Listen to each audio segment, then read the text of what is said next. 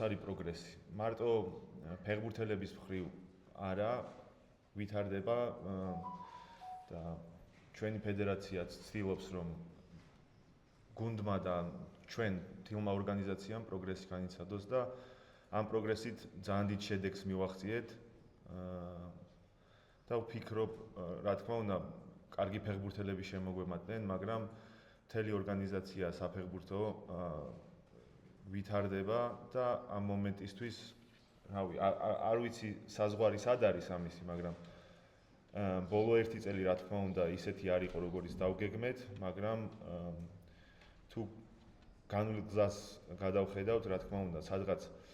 დიდი წარმატების შემდეგ მე წარმომატებულობაც მოდის ხოლმე, რაც ჩემთვის ჩვეულებრივი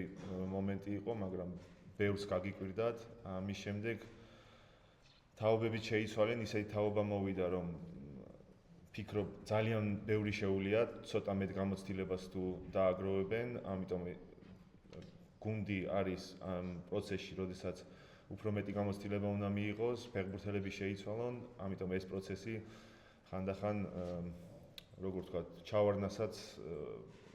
ეს გზაც უნდა გაიაროს. ამიტომ ვფიქრობ, სექტემბრის შემდეგ ოფიციალური თამაშების შემდეგ ახალი სახე ექნება გუნდს და რაღაც ახალ ეტაპს დაიწყებს და აბსოლუტურად დარწმუნებული ვარ, რომ ისეთი ფეხბურთელები ყავს წარმატების ისევ იმ წარმატების მიღწევა, რაც ჩვენ გქონდა ევროპის ჩემპიონატზე, სრულიად რეალური არის, არ იქნება შემთხვევითი, რომ ჩვენი ნაკრები ისევ ტურნირზე ითამაშოს, ამის იმედი მაქვს, იმიტომ რომ ვიცით როგორ ვითარდება გუნდი და 100%-ით ვარ დარწმუნებული, რომ მათ შეუძლიათ. ამიტომ რთული გზა იქნება, ცოტა მეტ გამოცდილებას თუ შევიძენთ, რა თქმა უნდა, უკეთესი გუნდი ვიქნებით, ახალგაზრდული გუნდია, მაგრამ 100% დარწმუნებული ვარ, რომ საქართველოს ჩემპიონატი, საქართველოს ნაკრები მოხდება დიდ ტურნირზე.